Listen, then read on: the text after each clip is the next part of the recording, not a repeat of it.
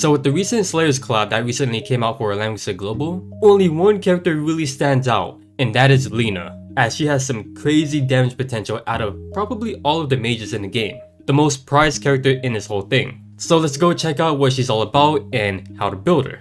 Her talent increases her range, and when she has a buff, her damage increases. After taking action or after any ally takes damage, she has a chance to get Wrath, which increases mobility by 2, and her crit chance is increased by 100% on the next active attack. It is guaranteed to activate when the ally dies. This buff lasts for 3 turns, cannot be dispelled, and is removed after taking effect. So what that means is just that whenever she does something like attack, it goes away, but she can easily get it back though. And may I mention the incredible skill set that she has. Even mass attack too, that is incredible. You definitely want her at 5 stars so that she maxes out her range. 6 star would be even better so that she has an even better chance of activating her talent buff, but 5 stars is good enough. That 100% crit chance is really rare to see on any character. Like you see characters like assassins have increased crit rate, but not one character that basically has a guaranteed chance of critting anything. No less on a mage as well. Also, you should take notice of her stats. She's a huge glass cannon, similar to Florentia, because look at their HP and defense.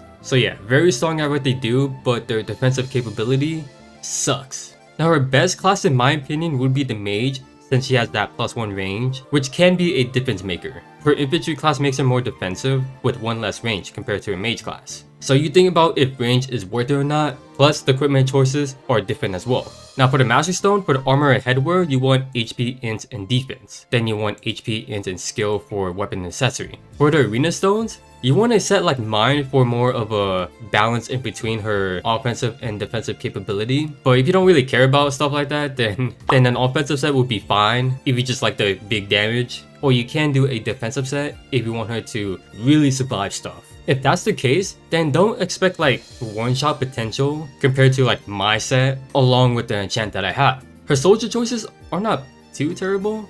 Deck Gunners are good against flyers and on maps with lots of terrain, while also being her best physical soldiers. There's a Poison and the Sorceress for magic damage. Crystal Warlock and the Ghost are her defensive soldiers, with Crystal being her best at it. The best weapon that you want to go for is the Miracle Staff for better AoE damage. One of her AoEs has insane damage potential, so it'll be worth it. If not, then Red Moon, which can be a bit better if you bring like single target skills. Scepter can be fine, but you are going to be losing quite the damage value in her infantry class. I'd really recommend Queen Scepter so that she deals tons of damage. Just be sure that you do keep her above 80% HP for that increased int. Or Gift of Eternal Life for situational healing. For the armor, you want Tenuos or Nebulous Robe. It gives 10% HP and you do take less reflect damage. In her infantry, the best 3 armor for survivability. The helmet, you want Tenuos. If not, then I would say like any of the situational helmet will do you fine. In her infantry, I highly recommend Tyr for that skill damage increase. That is really rare though, so Aeneas will work just as fine for the defensive stats. With the accessory,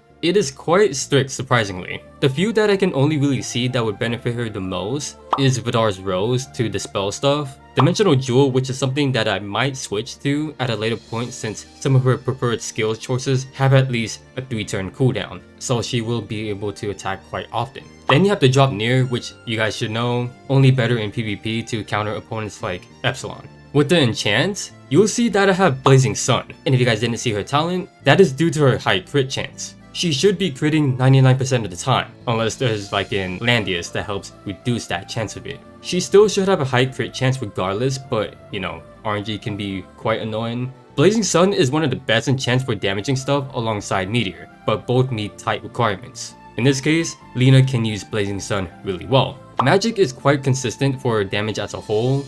Breeze can be fine, but I feel like her range makes up for it, plus she does get that +2 mobility anyways from her talent. But if you think that she can use 2 more of it, then by all means, go for it. Alright, so hopefully you all have a good idea on how to build your Lina. So let's begin the first awakening stage, which I don't think you should be struggling with it in the first place, but it is always harder than the second stage. But as tradition, I always like to show them off just in case. Alright, so for this one, you're gonna be up against Licorice, Zelgadus, and then Gory. You guys see his skills right here? What the heck is this? Like, how can you be intimidated by this? So these are going to be skills I'm going to be running with. Her unique AoE is going to be her hardest hitting one, and I believe it should have a better reach as well. I would say Black Hole if you really need that certain debuff, and Dark Reaper for the self heal, and we got Fireball to deal with the last 2 enemies who are infantry, so we're going to be doing more damage to them. Now for the soldier choices, you can use deck gunners, just make sure you stand on the terrain for the defense ignore. Poison Bat Mage I would really recommend for the extra debuff, and Sorceress will be her hardest hitting magic soldier, just make sure that they're always at 100% HP, so they deal the most of their damage. But if you do get lucky with the magic defense down for the Poison Bat Mage, then they will actually do a bit more. Alright, so the deal with Langrisser, if you attack her outside of her range, she will either heal herself or use her AoE. Your Lina should be tanky enough to survive that AoE. It's just a matter of fact of if the debuff that you get will screw you over. If she does mass heal, then that might work for you, or it could be a bit annoying. Langrisser should be more tanky of the last two because the thing about mages like her is that she does have a pretty high magic defense, so it is completely understandable if you can't one-shot her or anything like that. You're always going to be outranging all of them, so even someone like Langrisser shouldn't give you any trouble. So you can AoE for the little chip damage and then try to finish her off on the next turn, or you can just try to see maybe if you can one-shot her. And I was lucky right there with the magic defense down and get the kill. Dark Reaper also does ignore 30% magic defense. Like I said, this whole thing shouldn't bother you too much. Same thing with Zelgadis, you can try to one-shot him or AoE him and then finish him off on the next turn. Gory, super simple. If you somehow don't one-shot him, then the best he can do is AoE you. You should be able to survive that. And next turn, just finish him off. Literally with that extra range, you can deal with Langrisser just as fine. If you're for some reason afraid, I really just recommend AoE and then single target skill, and then rinse and repeat for everyone else. I was really contemplating on skipping this to be honest, but it is understandably more difficult than the second stage. So there you go. And now we can see onto a 3C, a 3-turn cooldown. The passive on this thing increases the enemy's chance to be critically hit by 10% for 1 turn. The effect is doubled to 20% when in rat state. It's a single target that does more damage against demons. Before battle, it disables armor and helmet effects for 2 turns. In regular content, it's defense and magic defense by 25%. If in her rat state, it ignores melee damage reduction and deals more crit damage the closer that she is towards the enemy, up to a 60% chance. Okay, so let me get this straight. She has a really high crit chance, and now with the 3C, they just gave her more crit damage. And if you really think about it, she pretty much has a total of 120% crit chance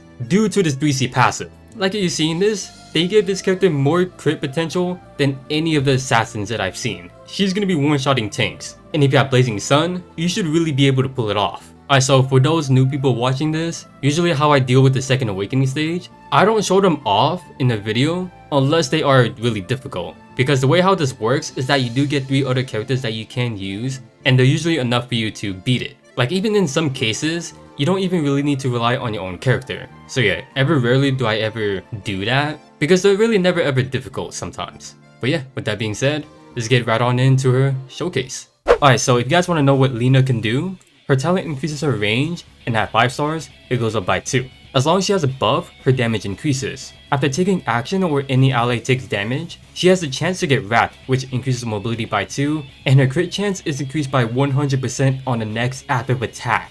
It is guaranteed to activate when an ally unit dies. It lasts for 3 turns, cannot be dispelled, and is removed after taking effect 1 time. So we're gonna hope right here that Aniki can help get Lina her thing. There we go. There's the pop-up right there showing that she got it. And if we go ahead and check, it'll show you what it gives her. Plus 2 mobility, and her crit chance is increased. And I gotta tell you, that 100% crit chance is so stupidly good. There are characters who can help reduce it, like Landius, but you still should have a high chance regardless. So we'll go ahead and do like any form of attack. It'll show like a red number bar, telling you, oh, it took crit damage. But the thing about it is that when you do attack, her thing goes away. So if we go ahead and check her passive, it steals 1 buff from the enemy. When attacked and forced into battle by an assassin, she will attack first and steal 2 buffs from the enemy before battle. I'm not gonna lie, that sounds kind of broken. Maybe a hot take, but that's what I think. Although it is like very good to counter like Lostem, which it is. Lostem is the only real character that she is gonna be countering, because Lostem is like the only actual assassin that people use.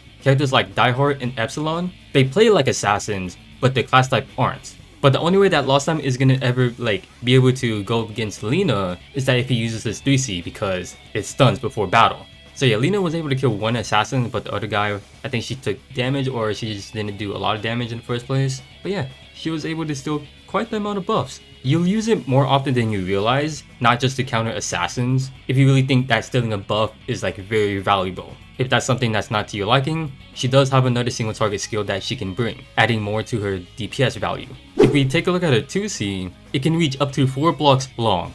It's a straight line AoE that does more damage against Dragon. Enemies take more damage the closer that they are to the center of the damage range. So for example, at a distance of 2 blocks, damage is increased by 10%, and then it increases for every 1 block closer to the select tile, up to a 30% damage increase. When in Rat State, she gets a +1 span and applies a special terrain called Ruin, whereas enemy on a terrain cannot get a increased defense boost, while also getting a random debuff. So we go ahead and check out the range. It goes up to 5 because of her talent at 5-6 stars, or go up to 6. Then go ahead and select the tile.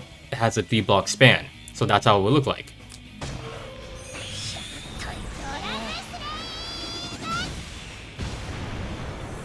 Even by using that skill, she has a animation effect, which is surprising because that's something that you only see on 3C skills. So yeah, looks like that long games are starting to ramp things up, possibly. And now in her Rat State, the skill span does increase by 1, so up to a total of 4, because you count the center and then everywhere else. So we'll go ahead and use it again. She actually does apply a debuff before battle, before she uses it. So yeah, that is quite very valuable. If we check out the tile, enemies do not get a defensive boost when in terrain, and they get a random debuff. Now it doesn't tell you when you select everywhere else, even though it does show you that it's a defense tile. When you select an enemy though, you can see that it changes into 0%. Another thing that I want to show you is the calculations with the AoE. So it tells you that starting at 2 blocks, damage is increased by 10%, and it scales up to 30%. You will get that boost when not in Rat State, because it gives you the right amount of range to get it. But in her Rat State, if you attack from 4 blocks away, you don't get that damage boost. It's quite unfortunate. But still, you are attacking at a pretty good range, and Lina can already do so much damage on her own. If we take a look at Assassin, it did take 14,000 damage from no damage boost. So if we only take a look at the Assassin, you guys can take a look at the Skeleton Knight as well, but I'm mainly just going to be focusing on the Assassin. So with no damage boost, the Assassin took 14,000 damage. So if we attack from 2 blocks away, this should be a 10% damage increase. And it looks like 15,000 damage around there. And then if we attack the Assassin from 1 block away, this is a 20% damage increase, and this should be like 16,000 damage right there, almost 17,000. Then lastly, if we attack the Assassin dead right on it, this should maximize the damage, which is 30%. If you check, it was hard to see right there, but that was 18,000. So yeah, you can really notice the difference due to the way how the AoE was used. And now lastly, onto her 3C. The passive on it, before dealing damage, increases the enemy's chance to be critically hit by 10% for 1 turn. And in Rat State, it doubles to 20%. It's a single target that does more damage to demons. Before battle, it nullifies the enemy's armor and helmet effects, but in regular content, it reduces defense and magic defense by 25% for 2 turns. When in Rat State, this ignores melee damage reduction and deals more crit damage the closer that she is to the enemy, up to a 60% chance. And with Blazing Sun, that is a total of 80% crit damage right there. And with the Mastery Stone for PvP, you can get a total of 100% crit damage. Do you see how absurd that sounds? And not to mention that she basically has a 120% crit chance due to this passive. That is way better than any assassins can offer. So as long as she's in a Rat State, she'll basically one-shot a lot of things. I actually do want to see if this does give her a 3C animation right here. So if we stand within 1 block, since she is in a Rat State, no melee damage reduction, it maxes out the crit damage, which is 60%. So we'll go ahead and check out by using this.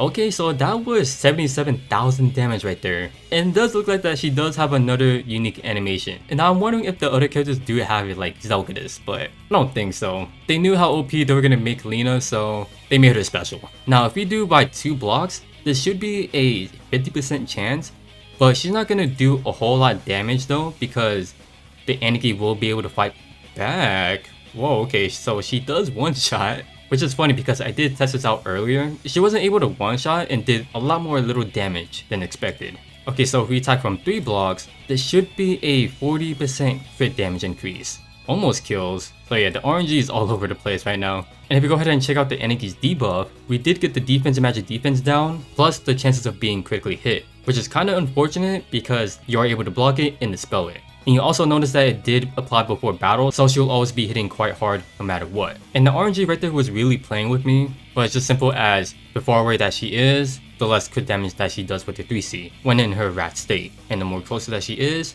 the more crit damage that you're able to do. Overall, her biggest strength revolves around her high utility, carrying many great skills including mass attack, being one of the strongest magic attackers that we have due to her high crit, even being a mixed attacker. Talent is insanely good. It's very similar to that of Jintoki, although you do want her at 5 stars to add another range onto her. On another note, she's also very similar to Valencia, a glass cannon. Very good at what they do, but are easily killable because of how low their HP and defense are. That's gonna be her main weakness. And I guess I could say the way how you want to use her unique skills, although I don't think that's much of a troublesome, since it is more added damage to what she's already capable of. Maybe I could say her 3C because you want to be in her rat state to deal even more damage that can even one-shot Thxs. Oh yeah, there's also her factions as well.